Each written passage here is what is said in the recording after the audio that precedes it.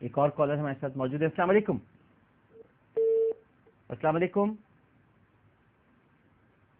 السلام علیکم. مجھے یاد ہے. السلام علیکم. السلام علیکم. جی وعلیکم السلام. کون سا بات کر رہے ہیں؟ جی میں فرزانہ نذیر بات کر رہی ہوں بھاول نگر سے. جی فرمائیے. کیسے ہیں میرے بھائی آپ؟ الحمدللہ آپ کی دعائیں. بس میرے 2 بچے ہیں شاہد نذیر فیصل نذیر. نا بڑی بس ایک انہونی جسے کہتے ہیں اس میں پھنس گئے تھے. بڑے بیٹے کو تو سزائے موت ہو گئی تھی اللہ کی کرم سے. نا وہ اس کو 10 سال ہو گئی ہے سزا. نا اچھا جی. تو میں اپنے بچوں کے لیے بھی دعا کروانا چاہ رہی تھی. میرا ایک بیٹا اور بہو وہ بھی حج کے لیے گئے ہوئے ہیں. اچھا جی. تو آپ کے ساتھ اتنی بڑی بڑی ہستیاں بیٹھی ہیں سب سے جو دعا مانگیں. جی ضرور. اللہ تعالیٰ میرے بچوں کی یہ پریشانی ہے وہ دور کر دے. ضرور. اور ایک اور دعا تھی کہ حج جو ہے جس میں استطاعت ہو وہ زندگی میں ایک بار کر لے. اگر اس کے بعد استطاعت ہو تو کیا وہ بار بار بھی کر سکتا ہے؟ ٹھیک ہے بالکل صحیح. استطاعت کے بعد تو علامہ صاحب نے فرمایا کہ زندگی میں ایک ہی بار ہے، لیکن اگر استطاعت ہے تو کیا بار بار کر لیں حج؟ بسم اللہ الرحمن الرحیم. الحمدللہ رب العالمین وصلی اللہ علی سیدنا و نبینا بالقاسم محمد وآلہ الطیبین الطاہرین المعصومین. جیسا کہ ہمارے محترم ڈاکٹر صاحب فرما رہے تھے، حج استطاعت ہونے کی صورت میں واجب تو ایک ہی مرتبہ ہے، لیکن مستحب ہر سال ہے. اسی لیے ہمارے علم تحریم کے معمولات میں تھا کہ وہ ہر سال حج کے لیے تشریف لیا کرتے. حتیٰ کہ امام حسن مجتبی علیہ السلام نواز رسول نے 20 سال متواتر پیدل حج کی تھی. مدینہ منورہ سے روانہ ہوتے تھے مکہ مکرمہ اور پیدل حج کی سعادت حاصل کرتے تھے. تو اس لحاظ سے یہ ایک اہم ترین عبادت ہے بندگان خدا کے لیے. اور عرفات کے میدان میں حاضری کا جو لطف ہے وہ بالکل سب سے منفرد ہے. اس میں تو کوئی شک نہیں ہے کہ دعا انسان جہاں مانگے قبول ہوگی، لیکن یہ بات بھی پیش نظر رہے کہ ایک زمان کی خصوصیت ہے، ایک مکان کی خصوصیت ہے. ماہ ذی الحجہ کے ابتدائی 10 دن جو ہیں یہ دعا کے لیے بہت اہم قرار دیے گئے ہیں. مشہور قول کے مطابق جناب موسیٰ علیہ السلام نے ان ایام میں کوہ طور پر جا کے اللہ سے خصوصی مناجات فرمائی ہے، اور ہم لوگ ہدایت کی گئی کہ ان 10 دنوں میں دعاؤں کا خصوصی اہتمام کریں. ہماری جو معتبر کتابیں ہیں ان میں ان 10 دنوں کے لیے بہت اہم دعائیں ہیں.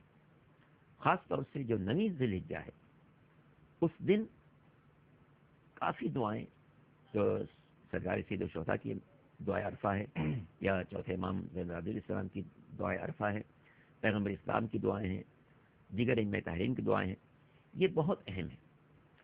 جو لوگ حج کی سعادت حاصل کر رہے ہیں اور اس وقت میدان عرفات میں ہیں ان کو زمان کی فضیلت بھی نصیب ہے، مکان کی فضیلت بھی نصیب ہے. کہ میدان عرفات میں ہے، جو جگہ دعاؤں کی قبولیت کی ہے اس میں بھی وہ تشریف فرما ہے، اور جو دن دعاؤں کی قبولیت کا ہے وہ بھی حاصل کر رہے ہیں. لیکن جو لوگ میدان عرفات میں نہیں ہیں ان کو ظاہر ہے کہ وہ مکان کی فضیلت تو نہیں مل رہی کہ عرفات کے میدان میں جو دعا کی قبولیت ہے، لیکن زمان کی خصوصیت مل رہی ہے. 9 ذی الحجہ کو جو دعائیں ہادیان برحق سے، پیغمبر سے، ان کے اولاد سے منقول ہیں، ان کو انسان جہاں بھی پڑھے گا وہ اس کے لیے انتہائی باعث ثواب ہے. اور یہ دعائیں اتنی اہم ہیں، ہماری بعض کتابوں میں بات لکھی ہوئی ہے کہ چونکہ یہ دعائیں بڑی مفصل ہیں اور بہت طویل ہیں، اور ان کی اہمیت اتنی زیادہ ہے کہ 9 ذی الحجہ کو روزہ رکھنا بھی ثواب ہے، ان دعاؤں کو پڑھنا بھی ثواب ہے. لیکن اگر کوئی شخص محسوس کرے کہ میں اگر روزہ رکھوں گا تو میرے جسم میں اتنی طاقت نہیں ہوگی کہ میں ان ساری دعاؤں کو پڑھ سکوں، تو اس کے لیے حکم ہے کہ نہیں، روزہ مت رکھو، دعائیں پڑھو. ویسے جو شخص ہمت کر سکتا ہو کہ روزہ بھی رکھے اور ان دعاؤں کو بھی پڑھے، اس کے لیے بہت اچھی بات ہے کہ روزہ رکھ کے ان دعاؤں کو پڑھے. لیکن چونکہ ان دعاؤں کی بہت زیادہ اہمیت ہے، اس لیے حکم دیا گیا کہ اگر روزہ رکھنے کی بنا پر تمہارے جسم میں اتنی توانائی نہیں رہے گی کہ تم ان دعاؤں کو پڑھ سکو تو روزہ چھوڑ دینا، دعاؤں کو پڑھنا.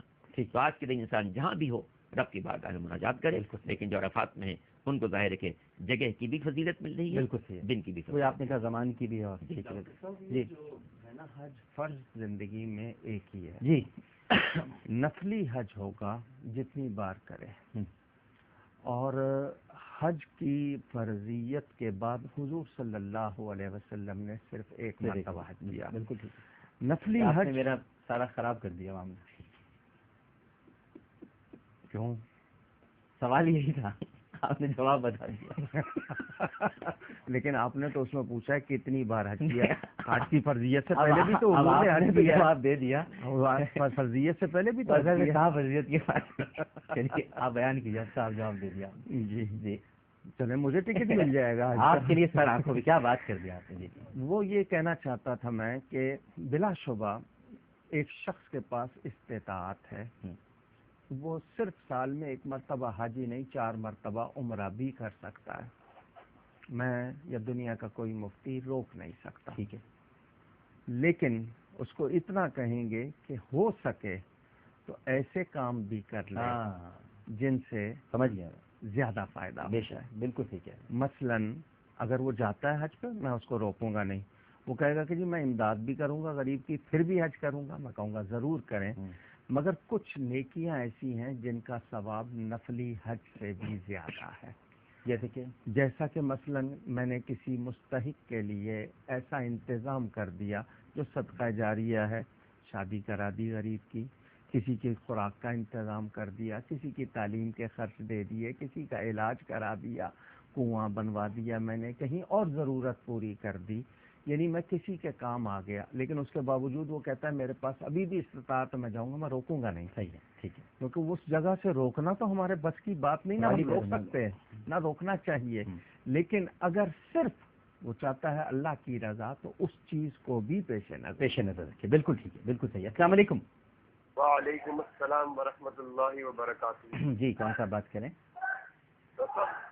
صاحب بہت اچھی ٹرانسمیشن پیش کر رہے ہیں اور بہت علمی اور معلوماتی سوالات ہمارے تک پہنچ رہے ہیں. اس کے جوابات. ڈاکٹر صاحب میرا ایک سوال یہ ہے کہ حج کے دوران کافی سارے معلم حضرات ایک دن پہلے ہی شام میں رات میں حاجی حضرات کو جو ہے منی لے جاتے ہیں اس وجہ سے کہ وہاں رش ہوتا ہے تو ایک دن پہلے ہی لے جا کے ٹھہر دیتے. کیا یہ صحیح ہے یا نہیں؟ جبکہ کیونکہ مینا میں تو ہمیں غروب آفتاب سے پہلے پہنچنا ہے. اس سے بہتر یہ نہیں کہ آپ باقی ٹائم جو ہے اگر آپ مدینے میں تو مسجد نبوی میں اور کعبۃ اللہ کے اندر گزارے. نہیں مسجد نبوی میں تو خیر مشکل ہو جائے گی کیونکہ وہاں سے نکلتے کیونکہ وہاں پتہ نا آپ کو کہ وہ پھر وہ بند بھی کر دیتے ہیں راستے.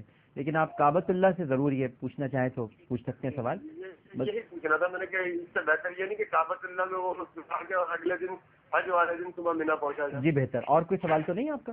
نہیں. جی بہتر. علامہ صاحب ان دوست نے شاید غور نہیں کیا حدود حرم. جی شاید ان کی معلومات میں نہیں ہے.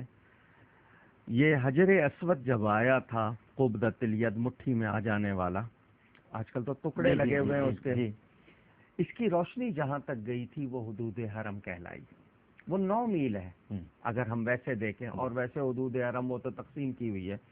تو حدود حرم میں ایک نیکی کا ثواب 1 لاکھ. بے شک دیکھی ایک ہی ہوگی, ثواب 1 لاکھ. کوئی یہ نہ سمجھے کہ 1 رکعت پڑھی ہے تو 1 لاکھ رکعت پڑھی ہے, ثواب. تو ان کا یہ کہنا کہ وہ اگر وہاں کعبۃ اللہ میں رہیں تو بھائی وہ کعبۃ اللہ ہی, آپ اسی حرم کی حدود میں ہیں. اور پھر یہ جو کہہ رہے ہیں مغرب تک پہنچنا نہیں ہے زوال کے وقت تک, تو یاد رہے کہ اگر اس طرح انتظامات نہ ہوں تو کیسے ہوگا. بلکہ وہاں جا کے بھی ان کے لیے کیا ہے, عبادت ہی کرنا ہے اور احرام کی پابندی میں ہے وہ. تو اگر پہلے جاتے ہیں کوئی حرج نہیں. ہاں وہ لیلۃ الترویہ آپ بھلے مکہ میں ہوٹل میں گزاریں یا آپ مینا میں گزاریں, آپ کے لیے وہ سوچ بچار کی جائزے کی رات ہے. ٹھیک. اچھا لیکن ایک اور بتا دیجیے, تو آپ نے بہت اچھی وضاحت کر دی. عرفات کے لیے عشاء کے فوراً بعد نکال دیتے ہیں, وہ صحیح ہے؟ سنت تو یہ ہے کہ صبح فجر پڑھ کے نکلیں, لیکن اگر ان کو یہ ہے کہ جی تمام کو نہیں جا سکتے جی ٹھیک ہے, کیونکہ اس دن مقامی لوگوں کا بھی ایک ہی دن کا حج ہوتا ہے جو مکہ کے رہنے والے ہیں, تو وہ بھی شامل ہوتے ہیں. تو سڑکیں کم ہیں, سواریاں تو یہ سہولت کے مطابق پھر یہ کیا گیا تو اس میں بری بات نہیں. اتنا بھی نہ ہو کہ بہت جلدی ہو جائے. ٹھیک ہے, بالکل صحیح. یعنی یہ دیکھ لیا جائے کہ اتنا زیادہ رش تو نہیں ہو رہا ہے, تو جتنی زیادہ تاخیر کر سکیں. بالکل ٹھیک, بالکل صحیح. السلام علیکم. السلام علیکم. جی کون صاحب بات کریں؟ میں بلقیس بات کر رہی ہوں دبئی سے. جی بلقیس صاحبہ فرمائیے. میں آپ کے بیٹا میرے پڑوسی ہو, میں آپ کے چاچا کو بھی جانتی ہوں اور آپ کی امی سے بھی اچھے سے واقف ہوں. کہاں پڑوسی رہا ہوں میں آپ کا؟ ہماری پڑوسی تھی. کہاں پڑوسی؟ تو میں یہ پوچھنا چاہ رہی ہوں بیٹا کہ میں نے یہ تو بتائیے 6-7 مرتبہ عمرہ کیا ہے. اچھا چلیں، میں یہ پوچھ رہا تھا آپ سے کہ میں پڑوسی کہاں پر رہا ہوں آپ کا، یہ خداداد کالونی میں یا خداداد کالونی میں؟ اچھا اچھا جی بالکل ٹھیک ہے، صحیح ہے، پوچھیے آپ، سوال کیجیے آپ. پیچھے ہمارا سامنے گھر تھا، آپ کا پیچھے ہمارا 54 نمبر گھر تھا. اچھا صحیح ہے، تو ہمارے اچھا؟ 21 تھا، صحیح ہے بالکل ٹھیک ہے. ہاں صحیح. تو اب میں یہ پوچھنا چاہ رہی ہوں کہ مطلب میں نے عمرہ تو 6-7 دفعہ کیا ہے، لیکن اب اتنا نہیں ہے کہ میں حج کر سکوں. ہم لوگ دبئی میں مقیم ہیں، دبئی میں میں رہتی ہوں، لیکن اب کسی نے یہ کہا ہے کہ حج بھی ضروری ہو گیا آپ پر. تو میں یہ پوچھنا چاہ رہی ہوں کہ اتنا تو میرے پاس نہیں ہے کہ میں حج پہ جا سکوں. اچھا آپ نے عمرے کیے، حج نہیں کیا آپ نے؟ عمرے کیے آپ نے، حج کبھی بھی نہیں کیا؟ بس حج نہیں کر سکی، عمرے بہت مرتبہ کیے، 6-7 دفعہ عمرہ میں نے کیا ہے. ٹھیک ہے. تو اب پیسے بہت زیادہ ہو گئے، یعنی حج کے بہت زیادہ پیسے لگ رہے ہیں نا، بالکل ٹھیک ہے. تو ابھی اتنی ہماری گنجائش نہیں ہے. تو میں یہ پوچھنا چاہ رہی ہوں کہ اب یہ فرض ہے مجھ پر؟ بالکل ٹھیک ہے، ہم علامہ صاحب سے اس کے جواب لیتے ہیں. ایک اور کالر ہمارے ساتھ موجود ہے. السلام علیکم. السلام علیکم. ہلو السلام علیکم. وعلیکم السلام. جی جی میں الیاس بات کر رہا ہوں ڈاکٹر صاحب. جناب الیاس صاحب.